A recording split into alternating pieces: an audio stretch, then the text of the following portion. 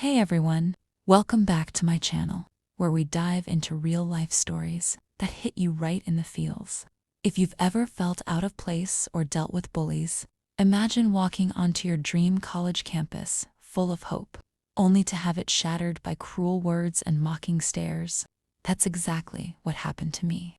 Stick around because this story has a twist you won't see coming, and an ending that proves sometimes the universe has your back. If you love emotional roller coasters like this, don't forget to hit that like button and subscribe for more. It really helps the channel grow. My name's Mia, and I was a wide-eyed freshman at a big state university. Far from my small hometown, I'd always been the quiet type, the girl who buried her nose in books and dreamed of becoming a journalist. College was supposed to be my fresh start, a place where I could reinvent myself without the baggage of high school awkwardness. But on my very first day during orientation, I felt that familiar knot in my stomach. I was wearing my favorite thrift store jeans and a simple hoodie. Nothing flashy. That made me a target. It started innocently enough. I was in the dorm common room, trying to make small talk with a group of girls who seemed like they owned the place. There was Sarah, the self-proclaimed queen bee with her perfectly highlighted hair and designer backpack, flanked by her two sons, Jess and Kayla. They were laughing about something when I walked up and said, "Hey, I'm Mia. This is all so overwhelming, right?" Sarah looked me up and down, her lips curling into a smirk. Overwhelming? Honey, if you can't handle orientation, how are you gonna survive mid?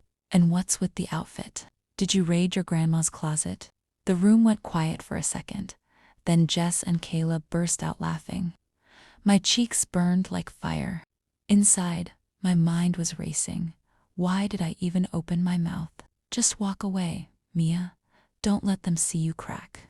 But I forced a smile and mumbled, "Yeah, thrift shopping is my thing. Saves money." Sarah rolled her eyes. "That's code for broke. Good luck fitting in here, thrift girl." They walked off giggling, and I stood there, feeling like the ground had swallowed me whole. That nickname stuck like glue. Thrift girl whispered behind my back in classes, echoed in the cafeteria line. It was subtle at first, but it chipped away at me. As weeks turned into months, the bullying escalated. I'd sit in lectures, and I'd hear snickers from behind me. Once during a group project in English class, Sarah accidentally spilled her coffee on my notebook. Oops. While Jess whispered loud enough for everyone to hear, "Maybe Thrift Girl can afford a new one." Oh wait. My heart pounded, a mix of anger and humiliation surging through me. Why me? What did I do to deserve this? I thought about confronting her, but every time I rehearsed the words in my head, I'd chicken out. Instead, I'd retreat to my dorm room, curling up under the covers, tears streaming down my face. Nights were the worst. I'd lie awake, replaying every mocking comment, wondering if I was really that worthless. My grades started slipping because I couldn't focus. The anxiety was eating me alive.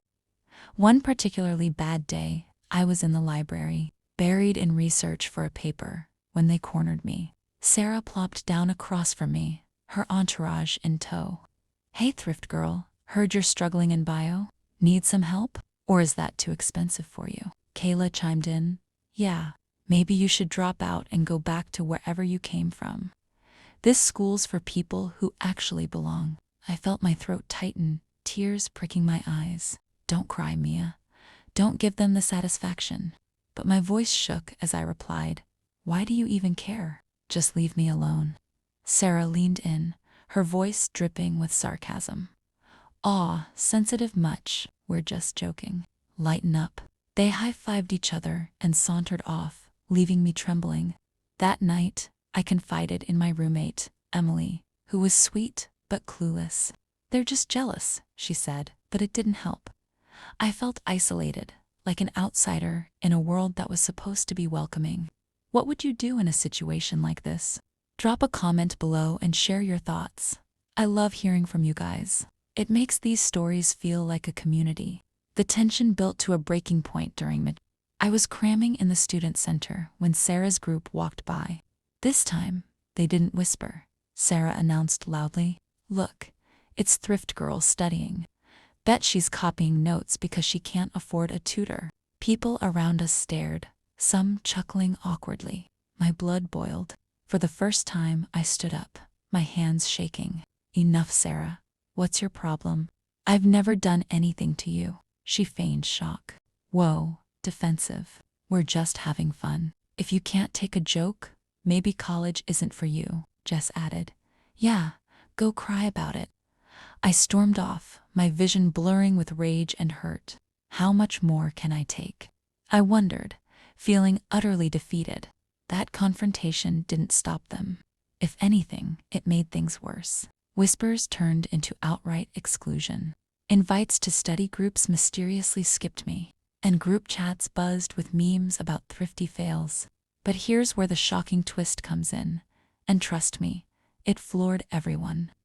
It was the week before finals, and the campus was buzzing about the annual talent show, a big deal where students showcased skills for scholarships and bragging rights.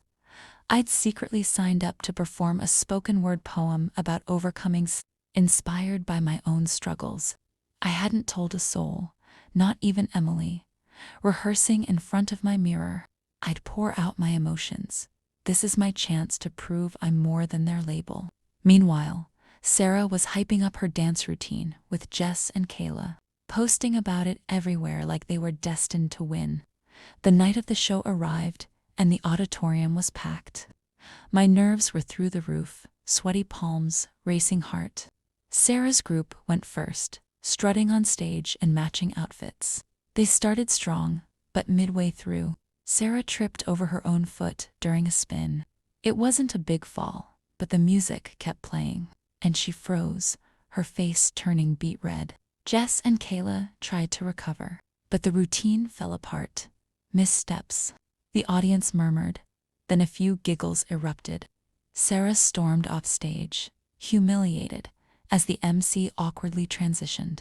Oh my God, I thought from backstage. Is this really happening? It wasn't revenge. It was just ... life. Then it was my turn. I stepped into the spotlight, microphone in hand, and poured my soul into that poem. Words about feeling small, about bullies who hide their own insecurities, about rising above. The crowd was silent at first, then applause built like a wave. By the end, people were cheering, some even standing. Judges praised my raw emotion and vulnerability. I won first place, a scholarship that covered my next semester's books and fees. As I accepted the award, I glanced at Sarah in the audience. She looked stunned, her usual smirk gone. In the days that followed, something shifted. Sarah approached me in the hallway, alone for once. Hey Mia, that poem was ... intense. Her voice trailed off, awkward and genuine. Turns out, she'd been dealing with her own pressures, family expectations, fear of failure, and projecting it onto me. We didn't become best friends, but the bullying stopped. She even apologized in a group chat, admitting she'd been out of line. It wasn't dramatic justice, but it felt like karma, her public stumble mirroring the humiliation she'd caused me, forcing her to reflect. Walking across campus now, I hold my head high. That experience taught me resilience. And yeah, I still thrift shop, proudly. Life's too short for fitting into someone else's mold. If this story resonated with you, smash that like button and subscribe so you never miss an update. Sharing these tales keeps the conversation going. What about you? Have you ever faced bullying in college or elsewhere? How did you handle it? Drop your experiences in the comments below. Let's support each other. And if you know someone who needs to hear this, share the video. Thanks for watching, and I'll see you in the next one. Stay strong out there.